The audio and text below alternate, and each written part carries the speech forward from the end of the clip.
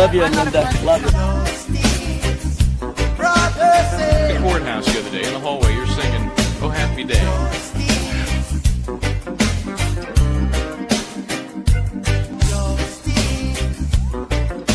One word prayer. Justice, where are you? And Justice Serve TV back on the air. Where in the hell have we been? We are back. We've been working pretty damn hard, to be honest with you. The open, went as it does, and I flashed back on some comments stick in my head, and somebody commented. This was their comment: "Too long, intro too long." We got that. We had a long one, and people said it was too long. It was too short. It was too. Everyone kind of likes this intro. That's the first time that in a while that I've heard too long. Right. We are back, and we like our intros. As a matter of fact, I see people with intros 60 seconds, 59, 58. I feel like it's New Year's Eve, right? But we're good. We're good. Actually, here's how I was going to start today. Taking a nap. Yes, because we had to change our show up tonight for scheduling reasons. Sometimes things happen with lawyers that can't come on in times and schedules, as we know that well after last week. It happens. As a matter of fact, that even happened. You know what? I didn't even get a chance. I'm wearing my reading glasses, just so you all know. I don't even have my regular glasses on because I think I almost fell asleep listening to the hearing that we're going to. Yeah, that's a horrible promo. That's a horrible tease. Everybody hang around because this judge is going to drone you into sleep. Yeah. While you're doing that, I'm going to turn my camera off for a second because I really do have to get my glasses. So just bear with me. Everyone. Okay. Well, why would you have to turn off your camera? All you're doing is changing glasses. It goes like this. Here's my old glasses, and here's my new glasses. Okay, there we go. Anyway, so while she's been out and about and busy, we had a couple of things we dropped on you last week, just kind of because we thought we should. The Where in the World Was Justice? That was very good. That was from Pittsburgh. Take a look at that if you haven't had a chance. And I have hold on here. I have it somewhere. I have in my hand, this just handed me. Loretta was our mug winner, and we appreciate that. It was funny because I don't think she knew she won. In fact, I'm not even sure she knew she was in the competition. But what we did was, for those who haven't seen it, it was pre-recorded because I had to do some editing, and it really focused on the Tree of Life Synagogue, worst mass attack on Jews in this country's history. Thank you for doing that and reminding people how hard. Thank you so very much. This guy was just sentenced 2 years ago to death, and he is one of only 3 remaining death row inmates on federal death row because the former administration commuted 37 death row inmate sentences to life. Not this gentleman, and I use that term as loosely as possible. Yeah, I know. Right? Yeah. Anyway, so it was fascinating to go back to that scene, see what's going on, talk to some neighbors that had some very interesting perspectives. 2 were there, and one guy had just literally closed on the home, 2 houses from the synagogue, on the day it happened, closed on the property. And I'm like, whoa, that could make you wonder about your choices, right? But he was like, no, we love this area. We have people from this area. Anyway, so check that out if you get a chance. Anyway, so because it was pre-recorded, the way to find out who knew where in the world was justice first was just to go to the comments, and boom, there they are. So Loretta was number 1 with Pittsburgh, and she was just kind of saying, oh, Pittsburgh. And then when I asked her for the info to get her the mug, she sounded very suspicious. Like, well, what do you want that for? What do you need that for? Just trying to send you a mug. Anyway, so thanks to those who were playing. I think you still have to send Sheila a mug. I mean, Yeah, well, it's in the box, right, still in the box. Yeah, I know Sheila was probably. I sent one. Like a year old. I sent one. I'm sorry, I can't remember his name. It'll come to me. Maybe you'll remember, but he's in Canada. Loretta was surprised. She's in the chat. She's surprised. Thank you, Loretta. She's like, I won. I didn't even know I was competing.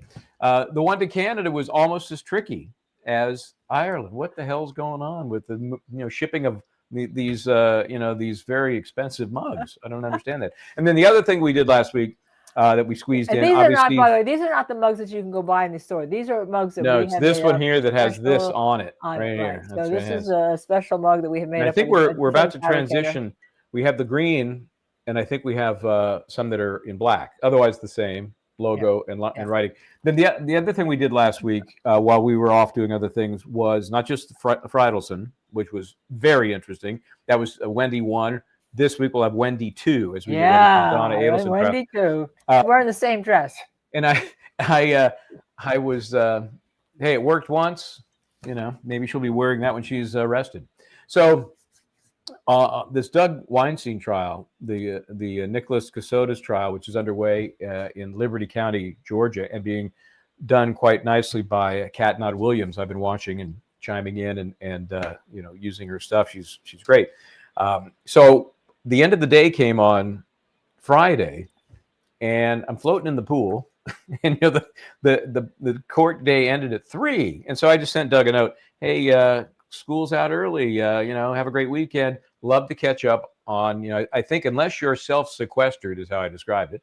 Unless you're self-sequestered, love to catch up. And so I'm floating away, and he says at 4:45, he says 5:15. What? So I got out of the pool and hosed off a little bit, threw a baseball cap on, and did 15 minutes, which was fascinating, I thought, because it was up to the minute. It was 2 hours after court ended last Friday. So we will be here. I am working my tissue off in federal court, and you're floating in the pool. Actually, Friday I went to do a tape of video of a friend of mine who died, and I went to a casino because I met her playing poker, and I thought that'd be a great backdrop. But I couldn't do a where in the world because it says it right on the back. Yeah, that might be tricky, and borderline bad taste. Yeah, but that was thank you for doing the synagogue shooting. Everyone should be reminded of how terrible shootings are, and also how terrible the anti-Semitism is with regard to that. And that's why the other reason I felt it was appropriate was because things are pretty wacky in this country right now when it comes to anti-Semitism. It's crazy. Right. So, okay, what else we got? We don't have an official rip and read unless you've got some stuff I'm unaware of. No, we don't really have an official rip and read because it was our day back. I do want to thank you very much, Espresso, and what is it? And Dr. Peppa. Espresso and Dr. Peppa. Okay, I have a question for you. Do you mix them, or you just make them, drink? That or just you mix them side by side? Okay. Order my sweatshirt. What color? Because me in fashion, that. Thank you very much for ordering the sweatshirt. Yes, we do have a merch store. Nick Saro, hello, thank you. One thing, speaking for Donna, is that her new attorneys are much better than Adelson family attorney Charlie had. That's a good point, which we are going to get into as we roll into our kind of prep for the trial. We're kind of doing a look back. Right. With Wendy Adelson, which will be the last of the witnesses we cover, on Look Back, because we're going to hear from her again. Yeah. Most of the comments were, when is she going to be in handcuffs? I mean, there's most of the comments. That's all I know. All the comments. Well, she's out there. She sometimes smiles, and she makes what kind of cake was she making? Or something, brownies or cookies, or I don't know. I get. They're all somehow in all these cases. You have all these people talking about baking skills. The soccer Donnell Wahlberg, member for 4 months, 4 fun months. I became a member, and I never put my name up there. That never come. You haven't hit any signposts, any mile. I guess so. Or maybe your check bounced. I'm not sure. It could be that. I gifted one Justice Serve TV, a Bryant and Baden Media Company membership. That's right. Thank you very much. Because we're branching out, because we're working on trying to do a bunch of other things, which you'll hear about, obviously. But you're all very supportive, and I promise you, we are taping something. Yeah, somebody mentions I see the plea deal against Wendy. That was all going on when I was really working on my cases. If you followed my X account or my formerly Twitter or whatever, you see that we did announce some cases that we've been working on. We're still working on another one with my teams who are just fabulous. I just want to give a shout out to my partners, David and Lisa Krenkel. Also to Tamara Holder, who's co-counsel 2 of the 3 cases that we're on, and my clients who have just been wonderful. And I just want to give them a shout out, because behind the scenes, we are actually lawyers. Hey. And that's why we hopefully give you the commentary. And sometimes, people come clap back at it. Oh, that's not true. You don't know this guy. You don't know that kind of stuff. We're talking to you as lawyers see it, okay? And, you don't like it, whatever. Disney said it was fake news about the plea deal, but it's really interesting because Yeah, let me that just explain that to was you all. clickbait type stuff. Yeah, it could be. It could be clickbait stuff. But here's what happens, okay, in every case. And I'm just telling you, here's what happens. Somebody will say, well, and I've been in enough cases to know no one gives you the plea deal, right? What they give you is this, if we were to talk, we were to talk that, if Donna would actually tell the truth and mention that Wendy knew, for instance, would there be a possibility, if indeed we could give some consideration to Donna for her help? Would that be? That's how things go. And I'm telling you, that's not exactly a plea deal, okay? But if someone leaks it, they say, well, there's a plea deal. It's not really a plea deal. But I will tell you, in every case, except as you got a really bad, like a Parkland type shooting case, right? Which probably obviously ended in a no death penalty, that there's those kind of, shall we say, discussions or conversations or mentions, okay? And for anyone who believes there's not, you are absolutely 100% wrong. Is it a plea deal? No. Is it a conversation that could occur? Yes. Of course, there was dangling, a lot of dangling. And I think defense counsel came out. I can't remember if it was Mr. Zellman. I think it might have been Jackie Fulford. But the phrase they used was no formal plea offer. All right. You're absolutely right. So that's right, because they didn't write it down on a piece of paper and say, here you go. What do you think? Yeah. I'm writing on a piece of paper a plea deal for you. So it's kind of like, we take a lot of heat when we talk about Katie, and you get a lot of clackback on how you pronounce her last name. But I'm going to tell you, long crime, they have it pronounced it about 7 different ways. Okay, at the beginning, all right, and then some of the attorneys pronounce it differently. And then she got up and she pronounced it one way. And so just like the case down in South Carolina with Murdoch, it was Murdoch or Murdoch or whatever, and people. That was trickier because when they told you the right way, it looks wrong because it's spelled so differently. The attorneys were saying the wrong way.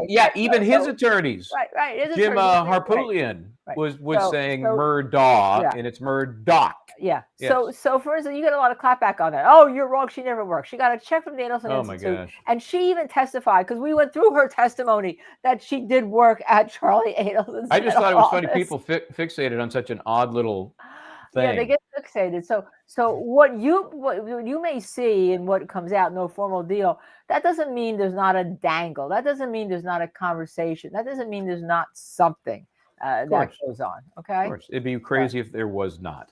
But I just think it was to make that statement that it happened and it was rejected goes probably a little further than reality. Yeah, but that doesn't mean that the background wasn't with regard to it. So no. I mean, and I can tell you, in every case I tried, that's always been there, and it's never a plea offer.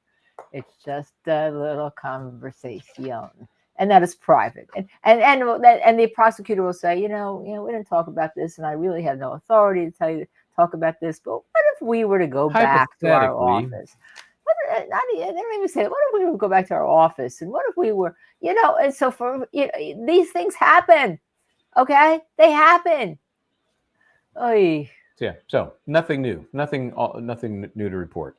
Okay, so what we thought we would do today, because we were not here on Friday, and we had Fridelson with Wendy part 1, is to look back at the hearing that happened on Friday, which was the last pretrial hearing, which we knew would just be a bucket of motions in limine, which of course, as we know, are not written in stone. I'm not even sure they're in ink. I think they're sometimes in erasable ink, what the court decides on some of these things, because they are always subject to review during the course of the trial.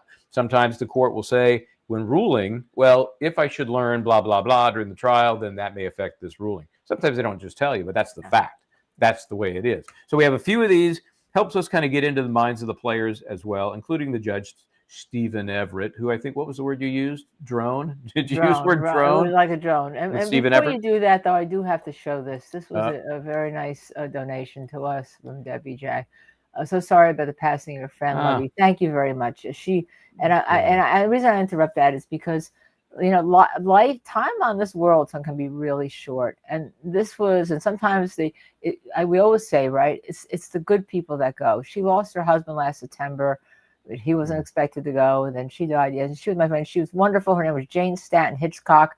You can look her up. Her mother was actually the first Lois Lane in radio. All right. Wow. She was a novelist.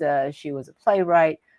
She lived some life, and I got to know her in her later years when she turned into a very massive poker player, won a major tournament, and would do anything for you. When I had my hip operation, I was in misery. She was out trying to find me doctor's help. So when we talk about people, every once in a while we love to talk about it. We thank you, the good people on this earth, of which you, Michael Bryant, are one. You and Mike Lisa.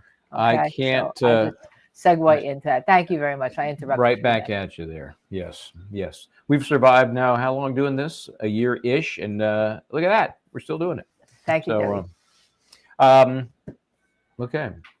So should we jump into this hearing? Let's jump into this hearing. Okay. Again, this is just to give you all the players. For those who are unfamiliar, the defense has a new team, of course.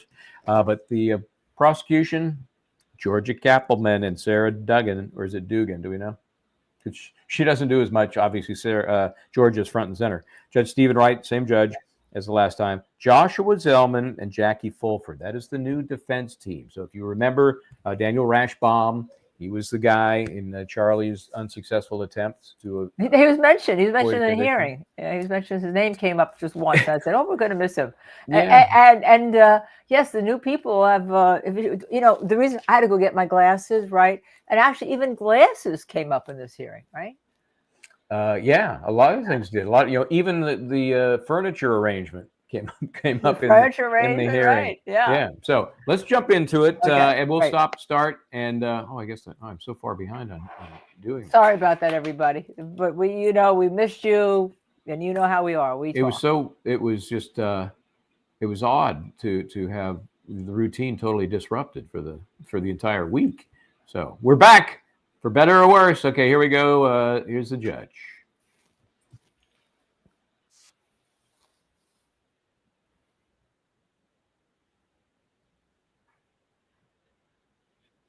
He's not sounding very loud.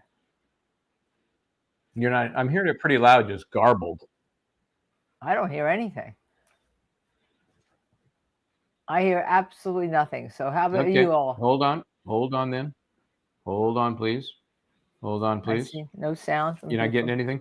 Okay. No, and I see people in our chat, no sound. I see our viewers, no sound. Let me go back. And they're really just viewers when they can only see and not hear. Yes, and I think you may be more upset when you do hear it. But anyway, let me back it up here just a touch, because we want to hear every garbled word from the judge. So bear with us on the audio. It's actually better on some speakers than others. On the little IFB in my ear, it is just horrible. But what he's got to say is very important. So, but there's no sound at all. Okay. Don't worry, I got this figured out. Don't worry. How's that? I don't hear a thing. Hold on. We're waiting to. There you go. Still on here? There you go. Okay. Yep. There you go. Thank you, Your Honor. Your Honor, as is my custom, I lay it out in motion. It's our position that the vast majority of the court file, even with the court taking judicial notice, is inadmissible. It's irrelevant. Paragraph 7 of my motion provides a somewhat comprehensive list of the items that are in there that have no bearing, have no relevance, they're not material in any way to this case. And so we're asking that, aside from very limited number of items that the state can establish has relevance, and it's not barred by hearsay, we're asking the court exclude that file. Okay, so just to refresh, this is, as you know, the core of the action leading up to the murder of Dan Markel was the dissolution of the marriage and the custody of the kids. So the prosecution has suggested they want to bring in the entire dissolution file. And defense is saying, well, wait a minute, there's so much stuff that's irrelevant there. It's hearsay. Here's a little secret for you. Let me so we can see the side of his head for a couple of minutes. Ask for more than you really want. That's the key. Ask for more than you're willing to accept. So what the prosecution has said is, here, we want this whole dissolution file because we believe it shows motive. We want the jury to see that this was a horrible marriage. The dissolution was nasty. Motive, blah, blah, blah. Okay.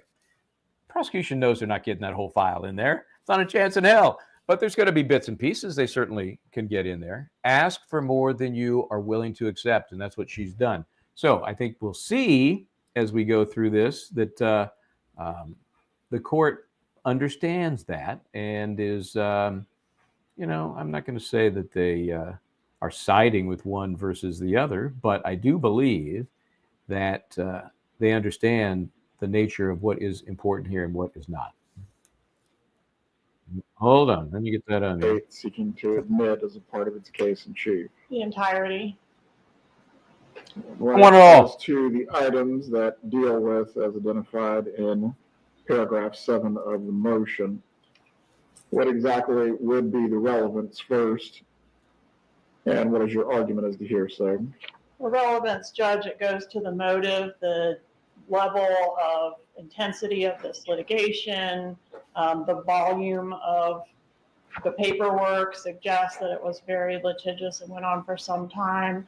The words that are used are strong, even hateful, and this was a cause that was adopted by the defendant, as the emails evidence will show. So it's important for the jury to understand the foundation of this motive is this litigation that began with the divorce, continued beyond the divorce with the child custody issues that developed later.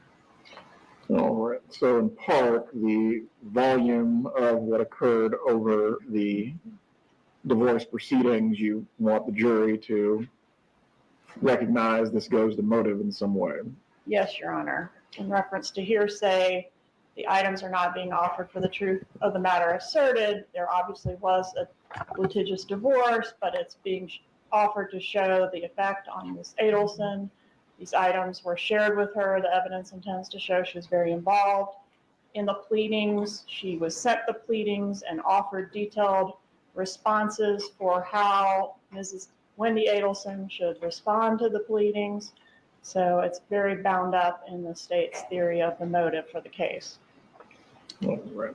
Mr. Zellman, as to your client's emails to her daughter as this litigation was going on, are these contested in any way?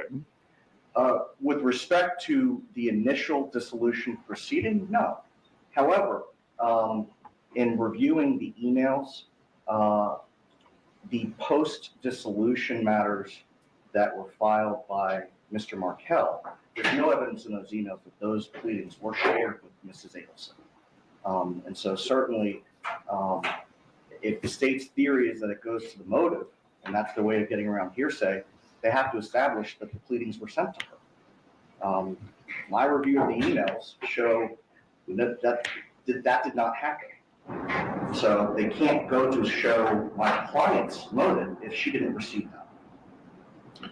All right. As to any pleadings that correspond with emails or communications that were made by the defendant and otherwise demonstrate her role in or some part in the divorce case, as to those, I'm going to rule they are admissible.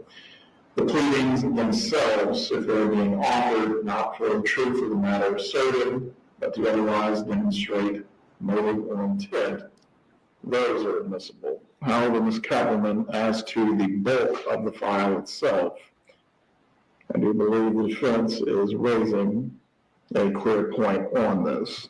Absent a connection or a nexus between the defendant and specific aspects of the divorce file, what is your argument concerning it? I mean, there are pleadings in there that are not necessary to show the motive, but I did offer the exhibit itself in its entirety to demonstrate the bulk.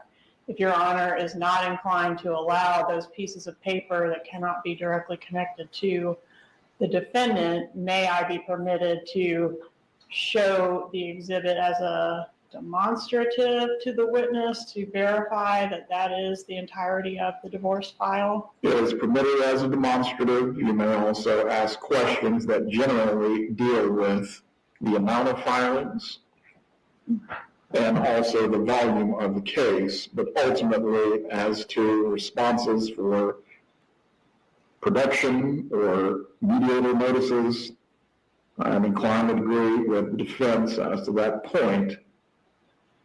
If there's not either a relevant connection or a nexus between the defendant's actions and then what occurred in the dissolution of marriage case, all of it does not come in as substantive evidence. But I do want to make clear on this point, Mr. Zellman, as to what the witnesses will testify to, and none of us will know this until the evidence actually begins. This file can be used for purposes of impeachment, and it can also be used for purposes of rebuttal. Depending on what the witnesses say, what might be not a part of the state's case in chief may still be available to them through other means that are permitted by the rules of evidence. Is everyone clear on those? Yes, sir. Yes, Your Honor. All right. Are you clear on that, LKB? Yeah, actually I am. And the reason I am is because we did Wendy 1 last week, okay? And you and I, when we heard the emails, right, between her mother to her, we said, holy moly. Holy shnikes. Yeah. Holy shnikes, yeah. She's convicted her mother. These emails basically, I mean, and when she was talking about them. So to me, the emails are they go to motive, it goes to intent. But here's what I like. I can't pick up right now because I'm all tethered in again. You can bring in the whole file, as a demonstrative exhibit. I love that. Just wheel it in on your 7 wheelbarrows. 3 boxes, whatever. Yeah, I think that was brilliant. You always have to have a backup plan. First of all, she knew she wasn't getting the whole thing in. Right. Certainly, here, jury, take this back to the deliberation room and just start reading it like it's a pulp novel. No, that wasn't going to happen. But, okay, Judge, if you're not going to allow it all in, can we just show it around? That's fine. And as you pointed out, you can also use it for impeachment, and you can use it for rebuttal. And if you establish a nexus between anything in the file and a witness, then you can use it. So that's about a 90% loss for the defense. They got a bone, but the file is going to be a critical, whatever part of it comes in, and just seeing that, you take it and you drop it on the desk, boom, it's a beefy file. Right? I've done that, like when somebody's of course. Here's a bid, you drop it right here. It is, Yep. Look at Yep. that. Let me get. You have the witness up there. I have this is the dissolution file. Drop. Yeah. And as anyone who's ever been in a divorce knows, generally, this is when lawyers get killed. They get killed in divorce proceedings because one party is really mad at the lawyer for the other party, and sometimes they don't kill the person in the proceeding, but as is here, as we think is so what the prosecution is going to try to prove, right? Eventually, I think that's where they're coming from. But they kill the lawyers. I mean, it's a dangerous situation. Thank you, by the way, Wallflowers, a new member here, listening to our analysis. So. So that was, I think that was but you know what? I kind of like the attorney here, the defense attorney. He's. I always thought Rashbaum was like Steve Carell. I thought he kind of looked like him and kind of, had the office type man, kind of the imagery of this guy. You just defamed Steve Carell. I'm sorry. Yeah. No, you think so? But I thought he was fine, but a lot of people didn't like that he came off as a little smart-assy, Yeah, he did. He did. We talked about it. Yeah, a little assholery. But this guy, I think, is a little more straight arrow kind of guy. Mm-hmm. Look for, as we see back and forth in the courtroom, you'll see co-defense counsel, and then you'll see Donna Adelson. She's on the outside. She's like back there. She's got the white hair. She, when you're looking at her from her old pictures, even when she was on, and it came to me new when I actually first saw it on Nancy Deb, and apparently all of you already knew this, that she was on Wheel of Fortune. But she had blonde hair, kind of like me. But now she's in the corner there. You kind of she was a couple of years younger, but you could still see the basics in there. But it's a couple of years younger. So as you see her sitting there, and this is a hair comment. You'll see this is I don't know, but her hair is gray, and we know she was moved not too long ago from one facility to the other from Leon County. But you're still not getting hair and makeup. Very end of like down here, it still looks blondish to me. So my burning question is, how long does it take for that? That's like a 12-inch to grow out. A month. Is that what it is? It's about a half. It's about a half inch a month. That's because when you do forensic tests to look for drugs, that's what you're dealing maybe a little different rate. And she was arrested a year and a half ago, give or take. So if she's had no hair treatment since, that's pretty good. That she's still got a little bit of. I may be wrong. I hate to say this, but she needs to call Lori Vallow, because Lori Vallow is in prison forever, and she came to court every single day. She had her hair done, her makeup. Yeah, that was interesting because obviously she was representing herself. So, right. And you could always ask, and she did have to ask, "Can I do that?" And the court said yes.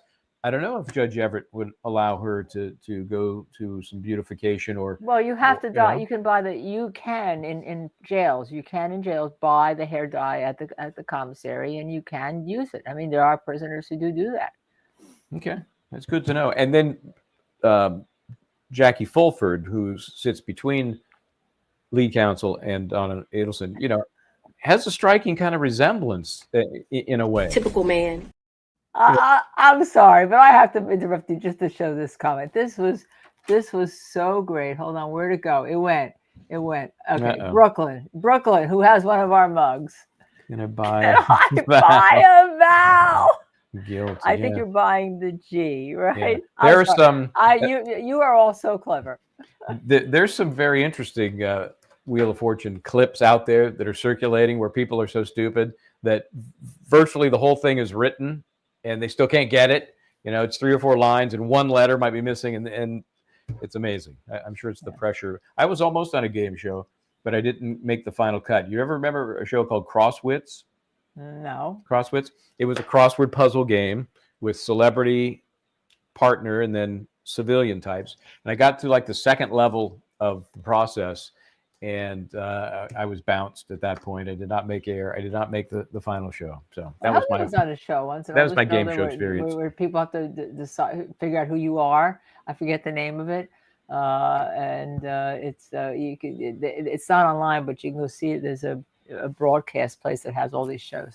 He was on it with his first wife, so I'm not really interested in it. Well, that might be interesting. I may have to dig that up. Yeah, okay, so you can dig anything up. I know you. There's no doubt about that. It's all out there. Okay, let's continue. We have a few other things coming up here, including Stephen Webster. We'll talk about him. We also have the issue with the Latin Kings. Yep. So let's get back in. And the issue with Charlie, which we'll talk about.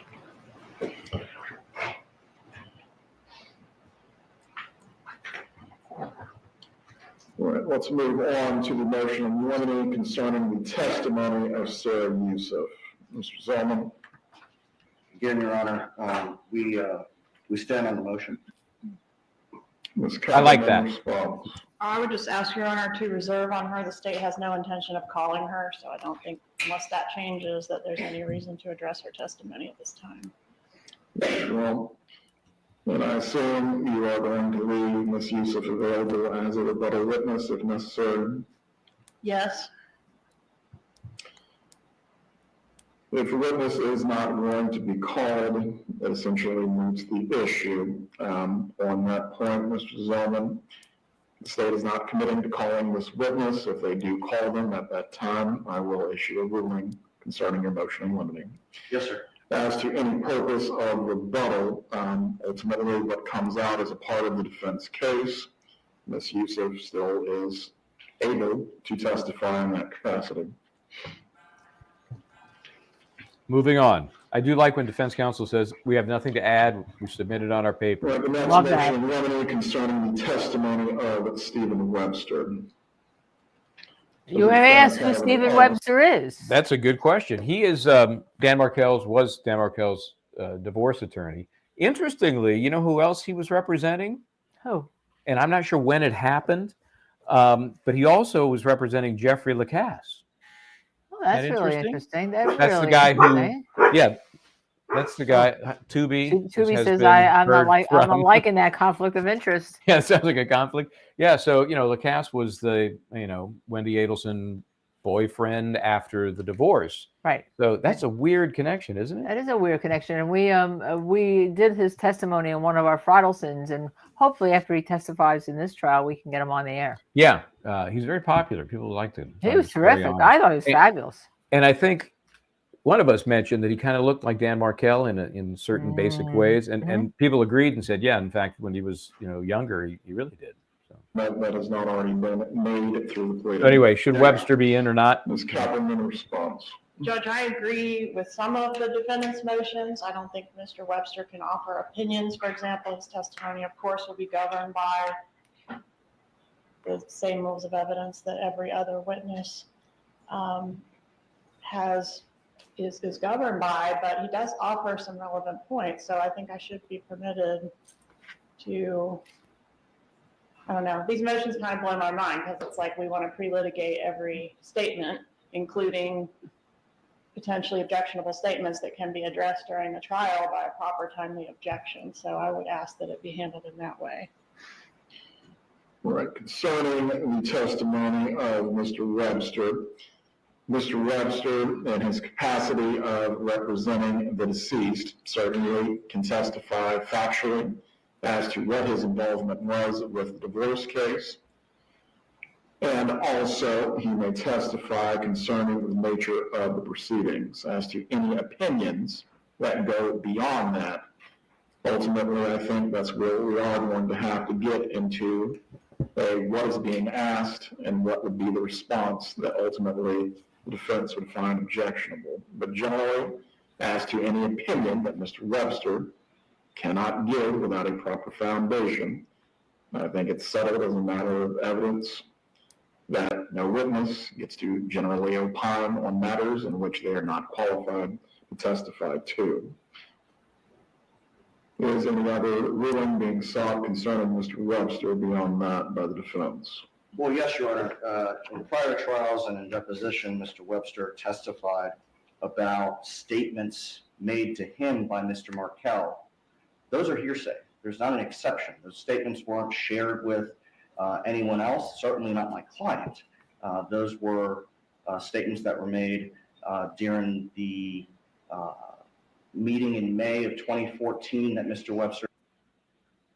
That is not your set. Do not attempt to adjust your There's set. no exception. Right, it'll go in and out a couple times. A couple of dropouts. Like that. I'll be back. Statements made by the deceased to Mr. Webster. Ms. Kaplan, do you have an argument? I think I agree in general that those statements would be hearsay. I don't recall what my theory of admissibility was in prior trials, but I would agree to approach if I intend to elicit a statement made by Mr. Michael, Martel just stop to it his right there a attorney and second. offer my- Yup. I love when she says, I can't remember Yeah, what my she's- theory is in prior trials. She's about very the honest. hearsay. Yeah. She's so honest, and it goes to show you, you're preparing for a different trial. So maybe I wasn't constant. Maybe I haven't even gotten there yet. But that was to me, that's such a wonderful moment in court. I don't remember what I said. Yeah, I'm sure it'll come to me.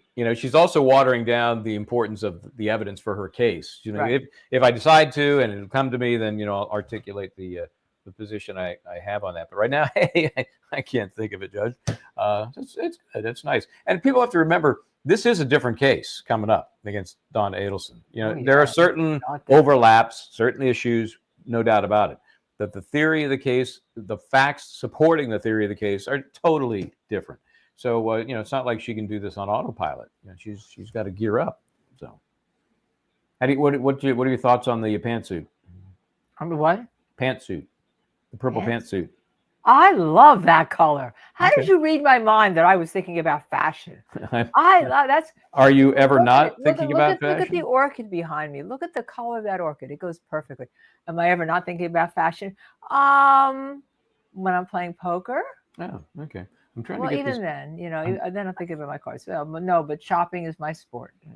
Okay, I'm trying to bring this Matter of back. fact, this was, remember I said on when I was on Anti-Deb, like at 3 o'clock in the morning when I'm doing my briefs and working out, Clay case law, I go look at lightning deals, and this was a lightning deal actually. This was like Oh, yeah, I complimented you on that you before did we before went the on show, the air. and I Yeah. told you it's a lightning Mhm. deal. Yeah. Yeah. And can you Same translate with that the for earrings. folks who don't shop a lot? What's a Okay. lightning deal? Yeah, so Amazon has deals of the day now every single day, not just on Prime Day. And then in the deals of the day, something called lightning deals that are only good for a certain period of time and only if a certain amount of people claim them. And then they Wow. just go away. Sometimes they can be gone just like poof. That's that. that's the marketing tool. Yes. Okay. Yeah. What So the reality is, who knows? But it worked, and you it bought worked. that I lightning deal. even bought these on the lightning deal because they match my Dolce & Gabbana necklace belt, right? See? So So and I'm guessing the lightning deal's cheaper than a Dolce & Yeah. Gabbana? Okay. So Yeah. you all, we should just stop for a second and say, how much did I pay for these? Okay. I mean, Hey, how much did you pay for those? All right. We'll have earrings? to let people answer first. Oh, okay. Okay. Open up All the right. bidding. All right. What am Open I up the bid for bid. these earrings? Okay. This actually does have a matching earring. I have to take it out when I have my IFB on. It does have a matching, but I thought this was such a good close match that my, you can imagine Dolce is a little more expensive. So yeah, these were all $3.95. Nice. Okay. So when my husband says that, I spent a lot of money shopping, which he does say, all right, I'm going to point to these incredible earrings that look like they could cost $800. They were $3.95 on a lightning deal at 3 o'clock in the morning. Because as you know, I was up all last week dealing with the submissions to the courts and all sorts of stuff, as I was today. So I'm seeing a range of 15 to 30. So yeah. So you wow. mean, yeah, and I see $1. Lightning struck. Lightning struck. All right. So we just interrupted there. No. So when Michael Bryant wants to talk to me about fashion, this is what happens in our show. Okay. So it all started with the purple, the pantsuit. I have see this. Do I have purple today? I think I have purple again. Yeah. So maybe that's why I was wondering about her purple. It looks a little loose fitting though. Just I don't know. That's the style right now. Oh, all right. Area of admissibility prior to asking the question. If I decide to do that in this trial, I don't think I plan to do that, so it's hard for me to address what that theory might be now. Well, again, as a general principle of evidence, hearsay that has no exception is not admissible. If the state is seeking to admit this statement for a proper purpose that actually has a basis in the rules of evidence to be admitted, you will need to approach so that way the information is not placed improperly before the jury. The motion in limine is granted as to Mr. Webster offering any opinions for which he is not qualified to give. The court will reserve ruling on the issue of any statements that he may testify to by the deceased. If the state, again, will have to present an actual exception to hearsay in which the matter can be placed before the jury. Right, the renewed motion in limine concerning the Latin Kings. Mr. Zellman? Yes, Your Honor. This goes in part to the theory of the defense and why Mrs. Adelson acted the way she did, the language that she used on the 2016 wire calls. Typically, I know that we would want to have the foundation say through her testimony for that, but if the court were to bind our hands in questioning the state's witnesses, it would be too late to wait until she testifies. We would lose the ability to cross the state's witnesses on that issue. It's very limited. You have Luis Rivera. There will only be a few questions at most. Potentially Charlie Adelson, depending on when the state calls him. Certainly Special Agents I believe it's Jimenez.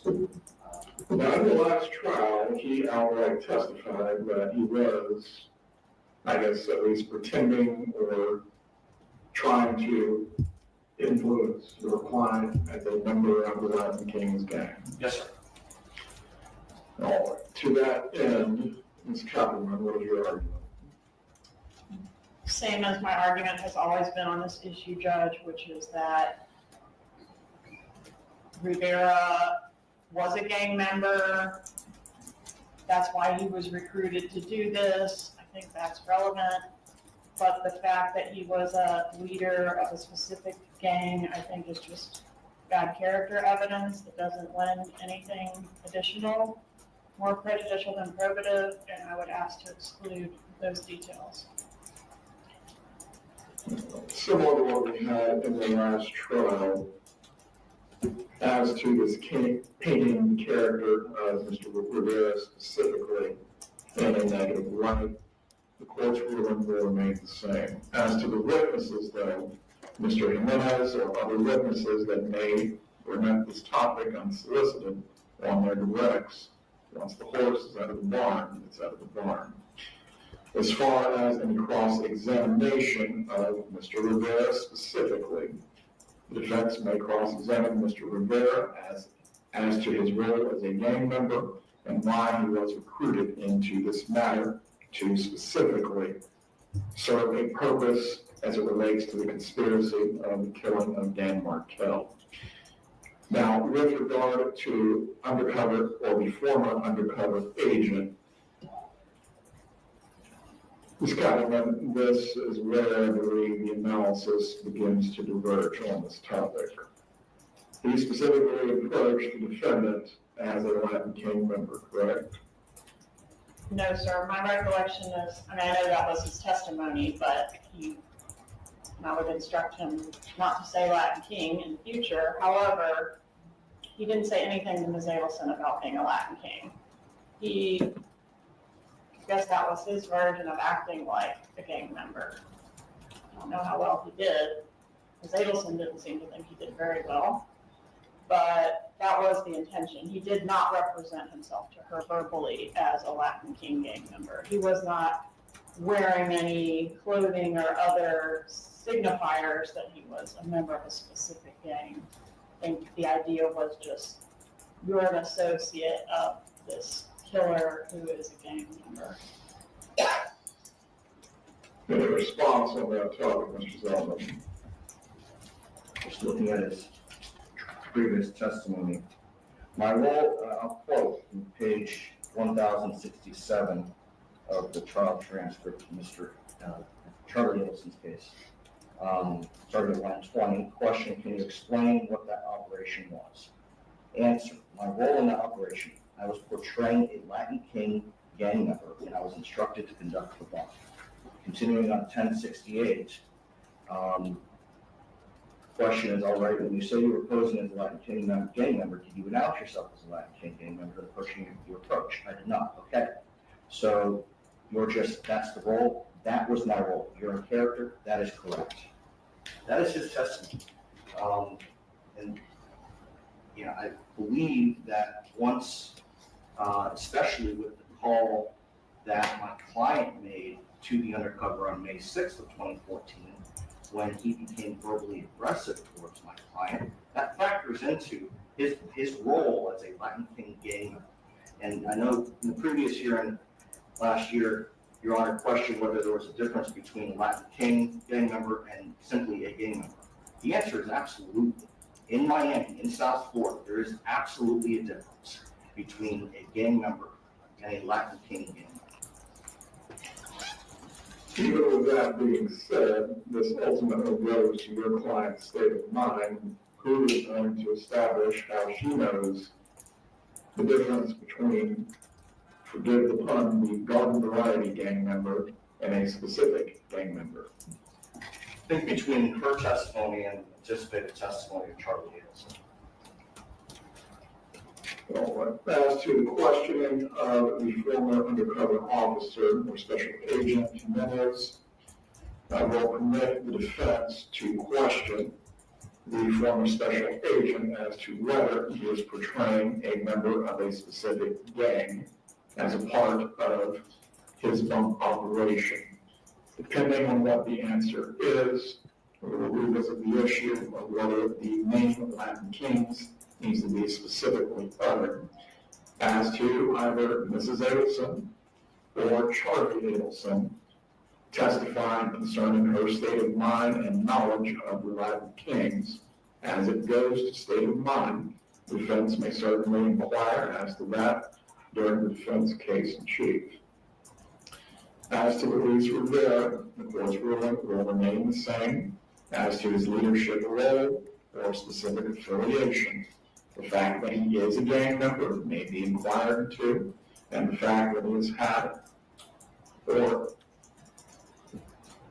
the fact that he had, or his role while he was recruited in this case, that certainly is right for cross-examination and may be inquired into. But as to him being a specific Latin king, that is where the line is going to be drawn. Do we need clarification on these rulings? Just a moment, Your Honor. Not from the state judge.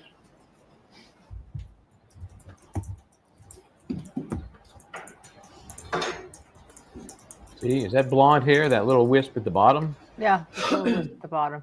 All right, Okay. this has become a fashion show here and a fashion. Oh, there's glasses. Let's stop. Let's stop a second. Let's how about do the fashion. glasses? You started this with the fashion, with the hair and all, Linda looking. Thank you, Shannon. I was Linda equating it to looking time good, in Linda. custody. That's I- what I was doing. I got Derma Bun Conceal. I love it. I'm so glad we could be of help. Well, we're injecting fashion in here now because I know. I you saw somebody say, "What? I thought we were talking about the Adelsons. Yeah. What Yeah, is well, this that's, crap?" that's it because this is what's been going on. I'm glad you love it. Thank you very much. I do too, as you can see. And then Lindsay Bay says, please start sharing your OOTD. That's outfit of the day. And let me tell you, thank Maria you. Taylor does this. If you go into Maria Taylor, well, first before I do that, because somebody else asked about the earrings. Okay. Yes, here they are. I actually misled you. They are $349. Oh, wait a second. Not $395. I bought them on my You the other overpaid. day. Let me There, make see. this bigger so you can. Okay, show there that you properly. go. Okay, there they are. And it says vintage rhinestone statement earrings, sparkle crystal rectangular elliptical drop dangle earrings, evening bridal wedding prom pageant party earrings. From it also should have said and for Justice Serves Court. TV. Yes, or court. Court. Are those and at mismatched on 349. purpose? Is that right? They're mismatched on purpose. Is that the way that's No, set up? they're mismatched on purpose because you see your I they have don't all know. different I'm things. just This is a curious. Dolce necklace. They have all different crystals as far as crystals. So the earrings are $349. How much was that necklace? That I'm not going to tell you on there. Okay? Aha. All right. you can Isn't it probably- true? Isn't it true? But Maria Taylor does do her outfit of the day. I actually snapshotted because that's Sophia Loren. Here we go again. She is an NFL. She's on NBC. She is now their lead NBA commentator and also NFL for Monday nights, and she's fabulous and she is gorgeous. And she says, okay, on her description on Instagram, fashion, motherhood, and a little sports talk. So if you don't think fashion can go with crime, you are wrong too, because there you go. we can do it with And everything. I am living proof that fashion can be a crime. So, well, you started it. let's talk about, as much fun as this is, let's talk about what's going on here with the Latin Kings and all the references. Yeah. You know, the court's drawn this distinction that when Luis Rivera is on the stand, who is a Latin king who rolled over on Sigfredo Garcia and really anybody else having a trial, he's testified against them. He can only be linked to a gang, but not the Latin Kings. However, because the bump, which we're going to get into in some detail next week on the verge of the trial. I can't wait for the bump. The bump. That was an undercover agent who was a Latin king, and it was all part of the bump. And remember who's making this motion to exclude reference to Latin kings? Not the defense. It's the prosecution. They think that the jury will draw some even further nefarious intent from a Latin king gang member than a just good old plain old, run-of-the-mill gang member. I don't know that I would, if they said MS-13, I might go that far because they have a reputation of being just the worst of the worst. Maybe the Latin Kings do too. And I'm just, every time I hear Latin Kings, I think it's like a What- salsa group or something. Yeah, I- but he was saying that Luis Rivera was the head of a specific group of Latin kings, so down there, and so that what the defense is saying that went to Mrs. Adelson's fear, right? Her So she really understanding, wasn't yes. right, and her understanding. So she really wasn't trying to do anything wrong to kill anybody, but she was fearful that she was going to somehow be killed, or some of her family was going to be killed. I can't wait till we get to the bump. You know who I want to have on as a guest when we get to the bump? The undercover officer. Oh, besides that, Yeah. who is our favorite person that has talked about a former FBI? Michael Easter? Michael Easter. Okay. Michael Easter. We asked him about, because he was talking about doing bumps. All right, I would love to have him on with the bump. He can wasn't involved analyze in this case. that bump. Oh, I can't wait. Mike Easter. Let's get him on. We got to figure out Yeah. when we're talking about the bump next week. Okay. Warn him. Okay. I can't wait. Yeah, because that's going to be obviously in no other trial has it been as important as it is in the Donna Adelson trial. That's right. That's going to be a huge part of the case against her. So anyway, any thoughts on her glasses before we get off this shot? No, but the glasses will come up by her defense lawyer, who's going to be talking about an important point later on. So the only reason why I had to get my glasses is they were over there, but it is true. You can see different things. Like my shoes were over there because I was running. I was so late. I was running and I threw my shoes over there so I could run in my socks to get here on time because I was so crazy. But Luis's testimony when he's on the stand, I thought he was a great witness for the prosecution. Yeah, he had a little, sass to him. He's in prison. He has nothing to gain at this point. He's already made his deal. So anyway, I noticed a few folks pointing out how Donna Adelson at various times called them the Aladdin Kings. The Aladdin Kings. Which may be a different gang. I don't claim to know. The Aladdin Kings. Yeah, I don't know. Is that a different gang? Joanne Jetta Platypus. Platypuses, we've learned from her, are poisonous. They can kill. They can kill. They can poison you. So, okay, very appropriate. The Aladdin Kings, they ride around on carpets. Otherwise, it's pretty much the same. So the concern we have, Your Honor, is that Mrs. Adelson, part of her state of mind, her level of fear, is that it's not just that she learned he was Latin King, but that he was the leader of one of the branches of the Latin Kings in South Florida. That heightens her fear. And of course, she will testify to that. I cannot make her testify. If she is committed to do so as a part of her defense, that's her choice. But ultimately, someone with competent knowledge has to testify to this fact. Eliciting information about the state of mind from the witness that either has not spoken to your client or either has no knowledge of the state of mind, I'm not sure how that can be accomplished other than either your client herself, her son, or someone else who has direct knowledge of her state of mind at the time, unless you have an argument. So I guess the way that we could accomplish that, Your Honor, is that Mr. Rivera, he is under a defense subpoena. We would ask that he remain for the defense case so that we can call him on our case in chief. That's fine. Mr. Rivera, as I recall, never had any direct communication with your client, but this is to elicit another relevant matter. That's correct, Your Honor. It would be, once we establish the foundation, I would want to recall him for the specific purpose of him confirming that he was a leader of the Latin Kings. Very well. Okay. He's got nothing else to Mr. do. Rivera will remain under the defense's subpoena until the conclusion of the trial. Let's move on to the defendant's motion of limine as to the interpretation of emails, recorded phone calls, and text messages. Which witnesses is the defense referring to concerning this motion? Even though you can't understand what the judge said, what he's basically saying is that there's a subpoena going to be out for the prosecution. They may call him. We're going to extend this so the defense can call him, because if the prosecution doesn't ask the right witnesses, we may want to call him to say that he was a Latin king. Yeah, and they want to wait until prosecution is done with them to see where they've gone, and then he'll lay his own foundation and bring it back. Like I said, he's got nothing else to do. He can ping pong back and forth. Now they're talking about another group of witnesses relating to an extortion. So let's see where this goes. Retired Detective Isom, Special Agent Sanford, potentially Jason Newland. I think a number of witnesses have offered interpretation of statements that were made. Now, we're not talking about coded language. Coded language is treated different.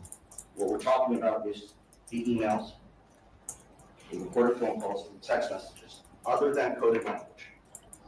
What we're asking for, because it has come out so frequently, that the court prohibit the state and, what's good for the goose is good for the gander, the defense, from asking someone other than an expert to offer an opinion about what someone means by an email, what they meant by a statement, or what they meant in a text message, aside from the language that's used itself. Ms. Cumberland, response? I agree, that would not be in this. The motion in limine is granted as previously raised in the argument on this matter. Any matters that would go to a code in which a witness could lay a proper foundation on this issue. Certainly, they may testify as to that point, but any general opining as to what an email, a phone call, or a text message means will not be permitted unless there is a proper foundation that can be laid by that witness. Blah blah blah. Nothing unusual there. Blah, blah, right. And that's why Ms. Kaplan just said, agreed, we're fine. So, nothing really determined there. It'll depend on what evidence is offered, what the foundation is for text messages between various people. But it relates to extortions, alleged, claimed, and whether it can be proven or not as part of the whole the motive for the killing and the orchestration of the killing. More importantly, people are they're annoyed at the audio. I don't blame them. Obviously, the trial better damn well be figured out before they start rolling on this. They get into the scheduling toward the end of this hearing, and one of the things the judge says is we need the TV folks, and I can't remember if it's Court TV or Law and Crime that has the pool on this one, but they're going to get in there on the 15th.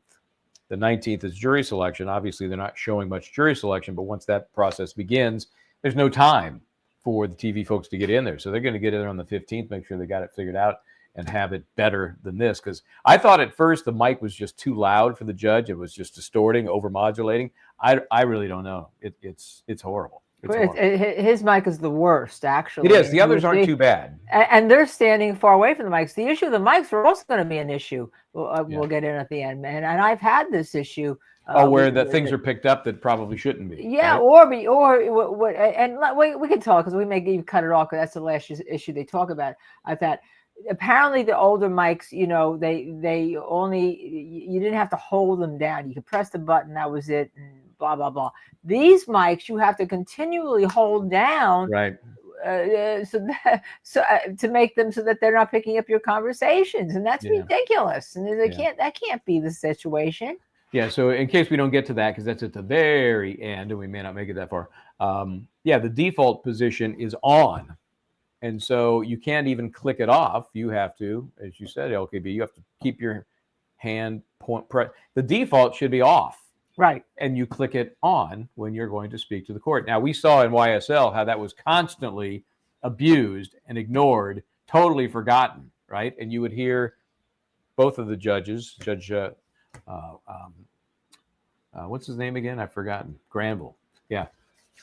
And also Judge Page. They would say, your microphone, turn your microphone on, turn your microphone on.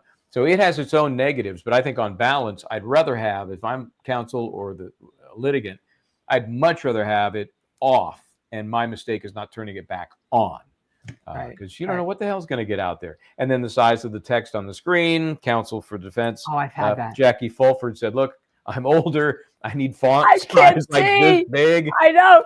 I thought actually that was a great moment because he says, "I can't see." So I have to glasses that go like that. I can't see. My font size is like when you hover over Apple and on a phone number, and it pops open there, bigger. It pops over this driving. I actually we had it when we were in Casey Anthony. We asked the judge to say don't go in our computers. I said can't do that. So that you're constantly putting your computer screen. It was ridiculous when they were doing that initially. Same thing. And with remember another case I had. What happened in the Traconis case? Oh yeah, that led to a contempt hearing. This was Michel Traconis' trial in the death of Jennifer Dulos.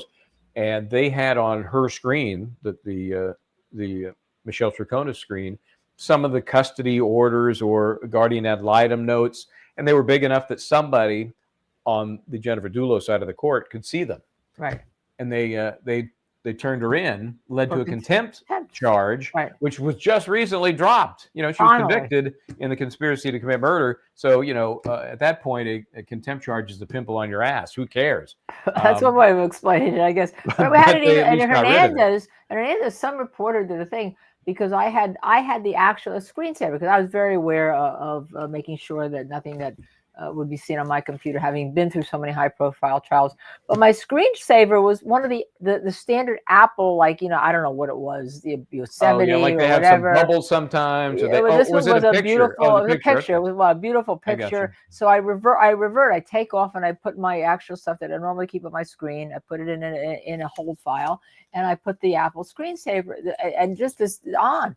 And then I think I had given some interview at one point talking about my son and taking him on a beautiful trip when he was in high school to do a whitewater rafting. That was graduation present, and I had talked about it. It was a very emotional conversation, and I talked about it. And then this writer and newspaper writer wrote, well, you know, unfortunately, the victims, and he named them in this case, didn't get to go such a beautiful trip that she has posted on her Apple computer.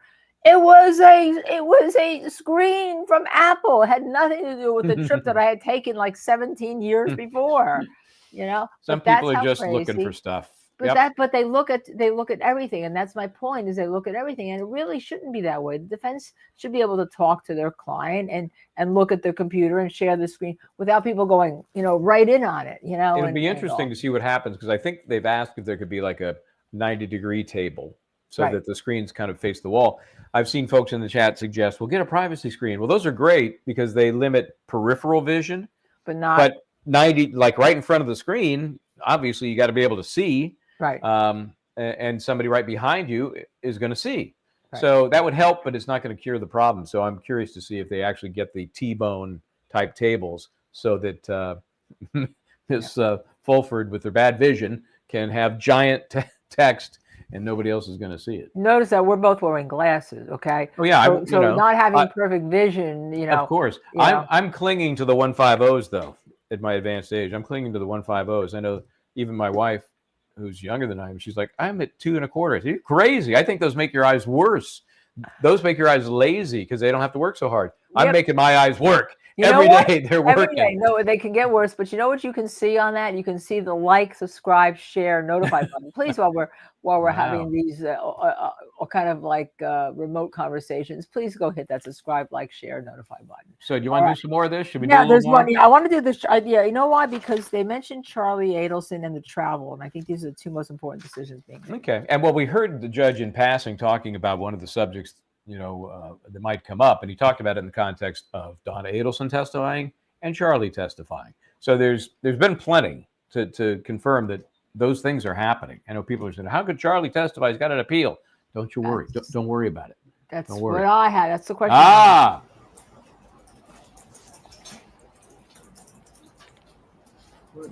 Next, the defendant's renewed motion in limine concerning travel as consciousness of guilt. Oh, this is a weird. This is a doozy. Right. This is the Vietnam trip. Your Honor, I know that the court previously ruled on this issue and that allowed the state to use this information in argument. The new information as I've laid out in paragraphs 4, 5, 6, and 7, I stand on the motion. Those additional pieces of information had not previously been provided to the court, and I think that it's significant because it goes to her state of mind for making the travel plans and for going to the airport and for stepping on the job. If I'm recalling prior counsel's argument correctly, Mr. Rashbaum did raise the fact that there was no legal process, subpoena, or warrant for your client, correct? I believe that's correct, Your Honor. So, response, Ms. Calhoun? Judge, I don't think this is new information. This was never disputed. I don't think it changes the analysis. On this particular point, the court has reviewed the transcripts of the depositions that were cited by the renewed motion, and the ruling will remain the same on this issue as before. These matters go to the weight of the evidence and not the admissibility. The jury, as the trier of fact, is going to decide what significance to give to the evidence. The defense also is free to cross-examine on all issues that pertain to Mrs. Adelson being free to travel. The matters that have been previously raised within the motion to suppress and rule on as to the phone calls and other evidence, that also will be presented to the jury as well. They will make up their mind. That's it. There's no real surprise there. We're going to relive that that moment or two on the jetway on the way to Vietnam, because it's surreal to imagine what's going on. This is 2 weeks after Charlie is convicted, and Donna Adelson was like, "What do you mean? I was just I had to clear my head." And Harvey is there. You're making a mistake. You know, I don't know. Is Harvey truly the only innocent family member in this whole operation? They may, you know, it doesn't look like the prosecution's really going after him. We have They're not using him. It doesn't seem Right. like they're using him. Megan, welcome. Became a YouTube member. Welcome. Yeah, they don't seem like they're using. They don't really seem like they're going after him. I have to say, I just don't see it here. You know, for whatever reason, maybe he was. Just, Yeah, I would think if there were any involvement, it would have surfaced by now. Yeah. So the issue, but the great issue is the great issue here is that this judge said, well, you know, this is going to be a jury question. Well, usually it's they'll not. make of it what they will. Oh, the part about whether there was a search warrant or an arrest warrant. Right. They said no, there's nothing going on, so she could have traveled. Here's the defense argument. So therefore, she can travel. It's not really consciousness because she can travel everywhere because there's nothing going on that indicated that she was going to be a target at that point, right? And the judge said, well, that's going to be a jury question whether it's consciousness of guilt. You know, so basically he's ruled that you can use it as let's get through it.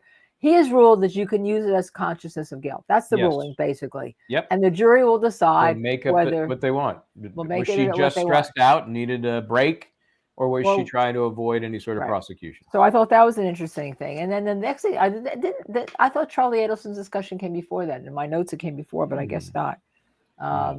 Joey Kane is here. Joey Kane is back. Hey, Joey, I'm going to be there. I'm going to be up there Wednesday. So get the cinnamon roll ready to roll. He's going to be up there Wednesday, and we have some more information about Wednesday, but we'll tell you at the end of the show. You got to hate to sit around. We got some surprise things going on Wednesday. Yeah, surprise to me too, I guess, because I don't know what. Making your 19th trip up? Okay. I don't know. Either 18 or 19. Let's see if Charlie's next chunk.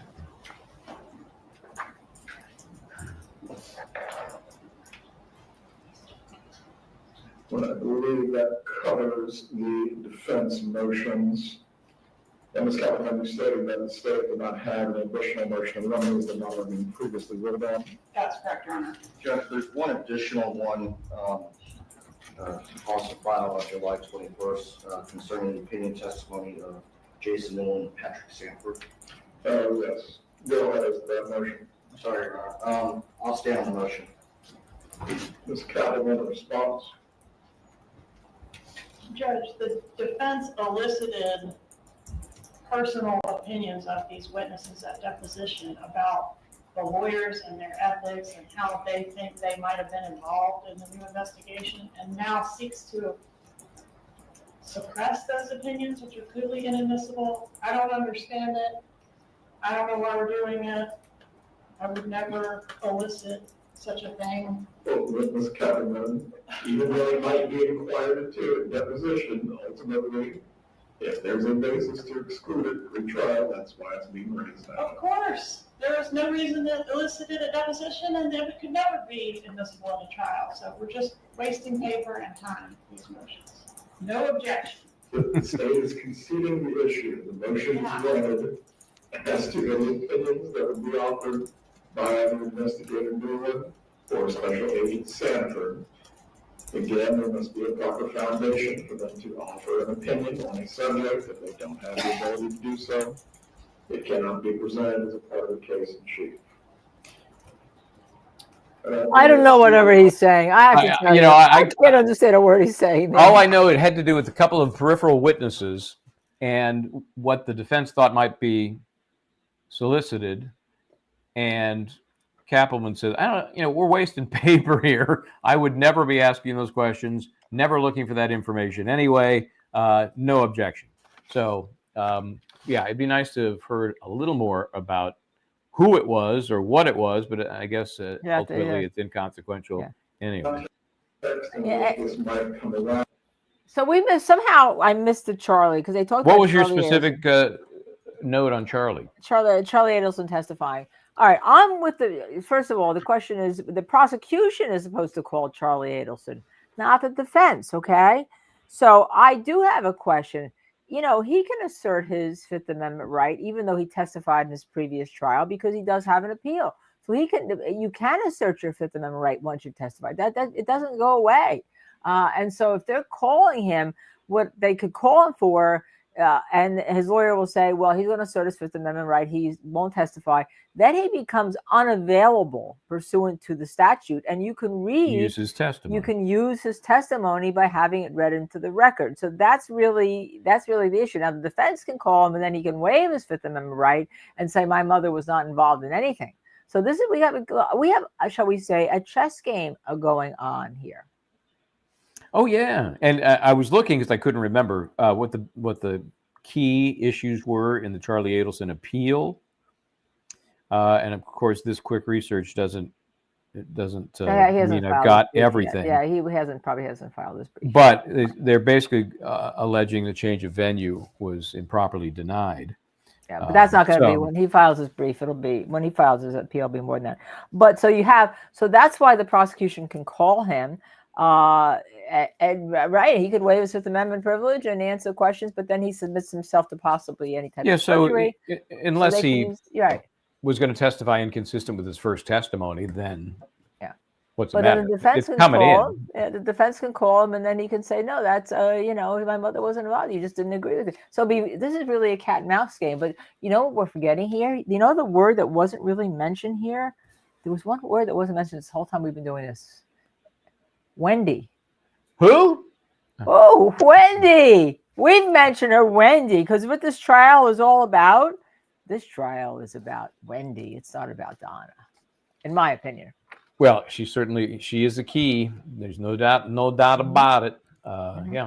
So how she comes off, she didn't come off so well against Charlie. Is Mommy gonna come out any better? I mean, you start looking at all those texts. It's bad. It's ugly.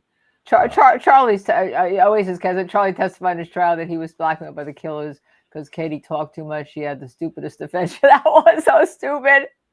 You're absolutely right, in my opinion. It won the first time, Katie. She avoided the first time. I think that's because Sigfredo Garcia was so easy to hate and convict. And she just got a pass. She also had a really good lawyer her first trial. He wasn't in the second trial.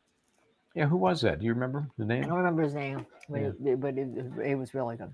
Okay. Yeah. All right. Let's see. I think we're about done, except for maybe some scheduling. Let me see. Scheduling and the eyeglasses and the audio, things like that. But again, these rulings are being made as to the state's the substantive evidence the state may present as a part of its case in chief. If it needs to be readdressed as a matter of either impeachment or rebuttal, I'll take it up at the appropriate time. All right, let's go ahead and talk through some of the logistics for jury selection on 8/19. We are going to be in this courtroom once again. With better audio, I hope. Jurors that we have under summons right now, or respective jurors under summons.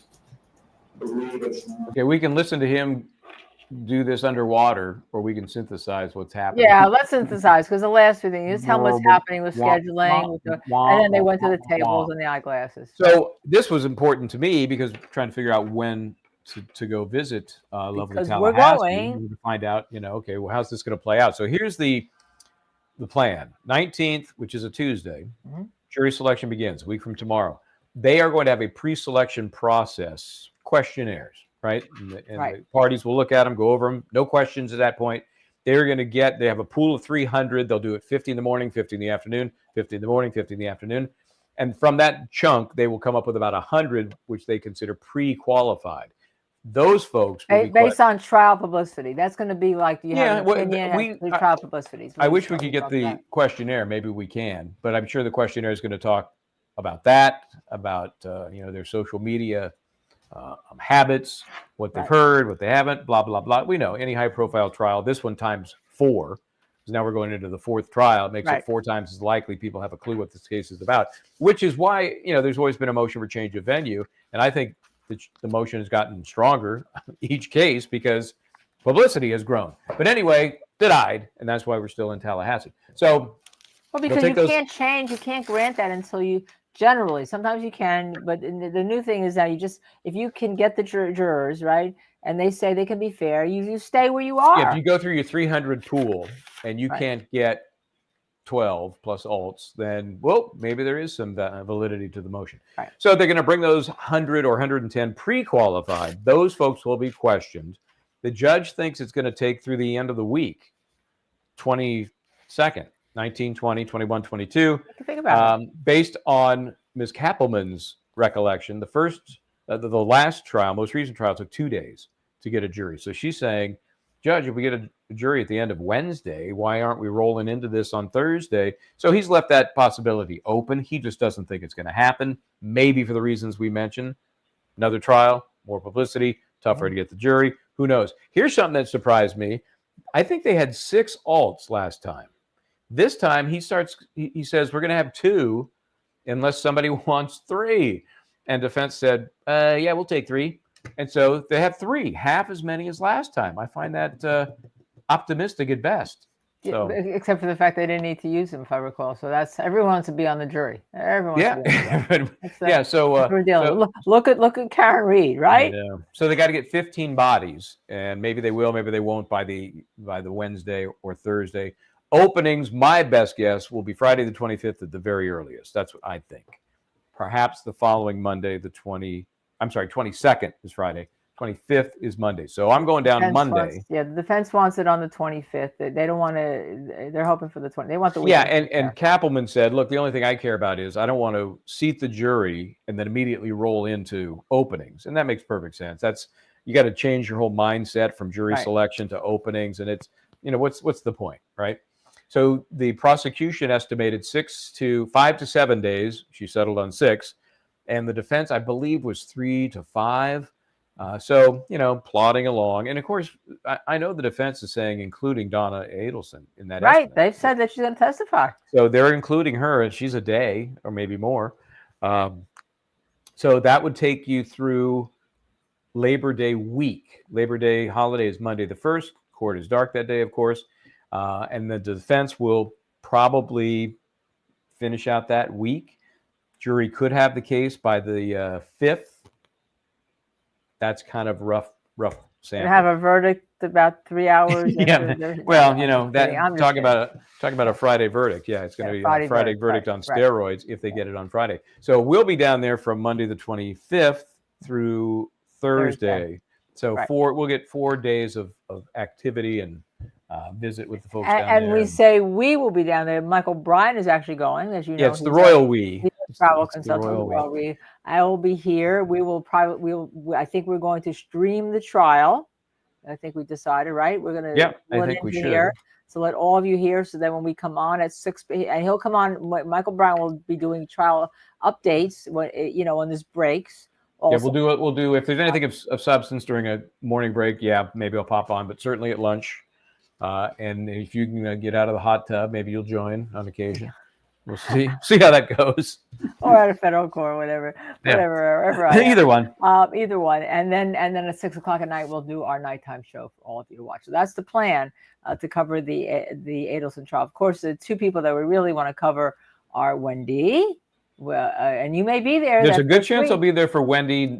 Highly unlikely for Donna, but that's all right. Okay. I'll have to get back here eventually. So. And what I found interesting about this case and what has happened over the last really month or so is it's become much more popular. I mean, we've covered 3 of these. We're Adelson to death, but a lot of people are just getting used to this case, right. and they're starting to dig into it. Go, oh my God, look at this case. So a lot of folks, a lot of law tubers are parachuting in to Aiden start Carney's getting into talking this about case. it. Yeah, Carney's talking about it. Aiden, and I Carney's may talking ask him about about it. that on Wednesday. Yeah, and speaking about Wednesday, well, tomorrow night, let's talk about tomorrow night. Tomorrow night, we're going to go back and do Doug's case, Doug Weinstein, and we're going to have a special guest talking about it. Katnell Williams is.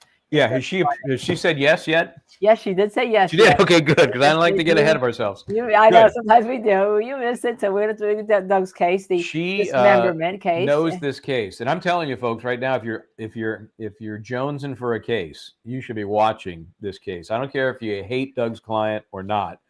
It is a fascinating case, a personality unlike many you've seen. Here, just give you some of the guts of this. And I talked to Doug about this last week. The guts, Here's a guy that does fiction, writing, mystery, thriller fiction. Mm-hmm. And here's a story about this mystery guy named Jim that threatened both Mindy, the deceased, and Nicholas Cositas, the defendant, with murder. He was going to kill them if they didn't do all these different things that were being done. So that's the defense. And as I asked Doug, I said, maybe the jury's going to think it's just another one of his stories. And Doug acknowledged, they could, but hopefully they won't. Yep. So you guys should be checking this out. Check it out before you get on tomorrow night. Listen to the interview with Doug. And go watch it with Kat, not Williams. Right. Yeah, go watch with Katnell Williams tomorrow because and then at 6:00 tomorrow night we're gonna have her on and we're gonna let her talk, and I guess we'll pull in some of the clips that may be really juicy. But we've had a lot of these dismemberment cases. I'm telling you, what's going on in the world here, Michael Bryant? I know the Scandorito complex, and then of course Melanie McGuire, our friend Joe Tacopina defended her. Right. Mm-hmm. That's in New Jersey. That's a Jersey case out of Middlesex County. You know it very well. For various reasons and all. So that's going to be going tomorrow night. Our Wednesday, we have a big surprise for you because Michael Bryant is making his, I think it's actually maybe your 18th strip. I don't know. It could be 19th, it could be 18th strip. Thank you, by the way, Joey. If Joey had started giving me cinnamon rolls from day one, then I would have a better count. I would know, hey, it's my 18th cinnamon roll. For everyone who hasn't seen him since the Kenney. So Michael Bryant is going to be there. He'll be there for Aiden Carney's hearing. We are going to stream that also. Now, we don't know if it's audio, if anyone's going to be covering it. We assume they are. Last time what it is 25 out of Boston actually recorded it and played it the next day, but you could kind of hear a Zoom stream. Yeah, the audio was not horrible, but I'll be in there to help add some color to the audio. After the fact. Yeah, and so if we do have a Zoom, I think we talked about starting at what time? 11 o'clock or no? 1 o'clock for 2 o'clock hearing. All Eastern Daylight Time. 1 o'clock, right? I better get my calendar straight. I think I told my assistant 11. I don't know why I did that.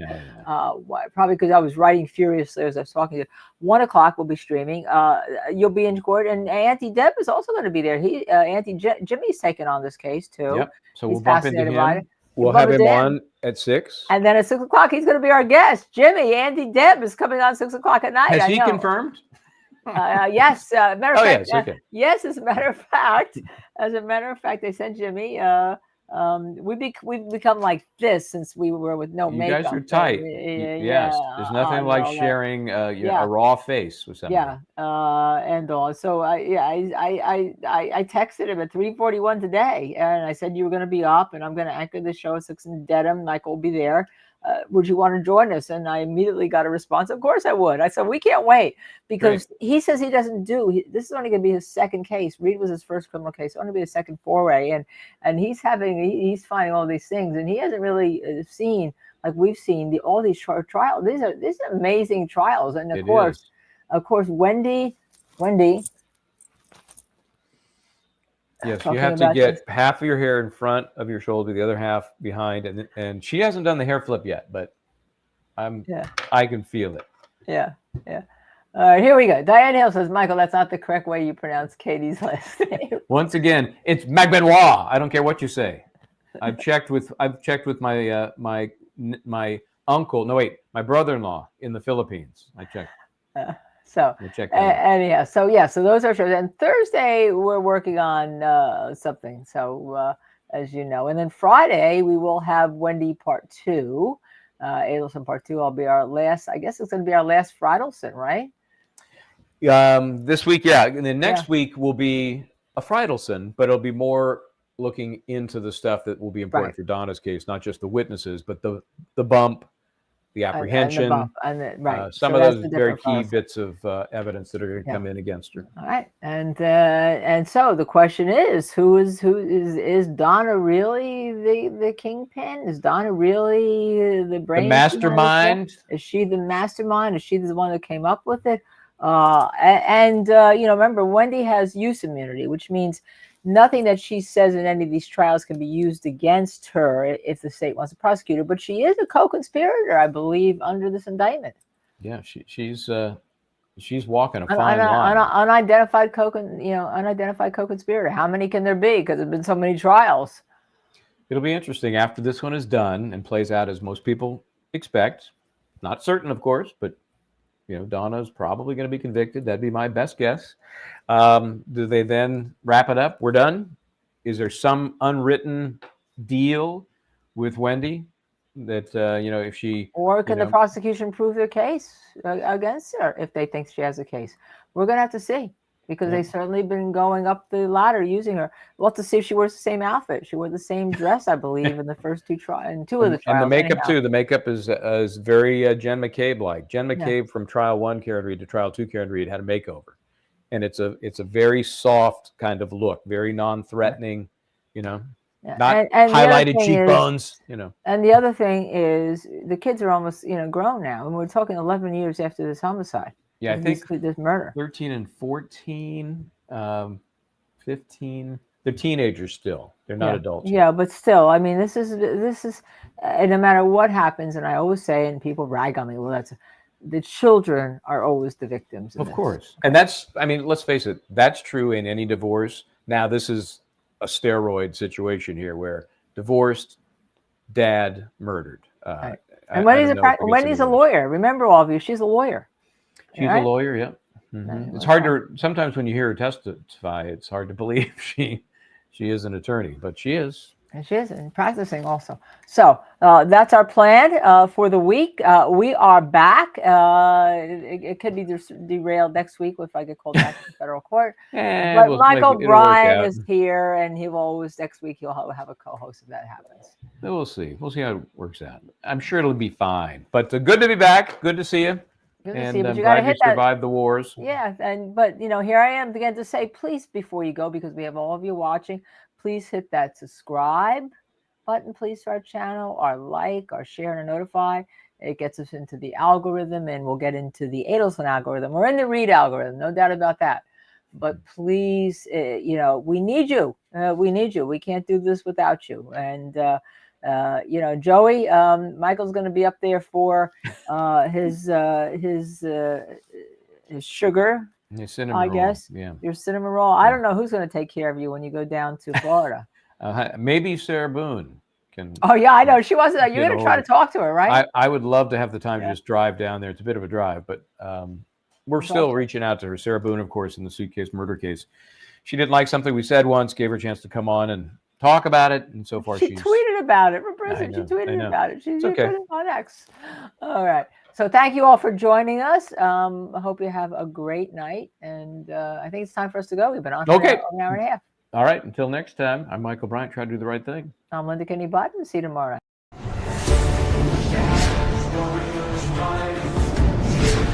It's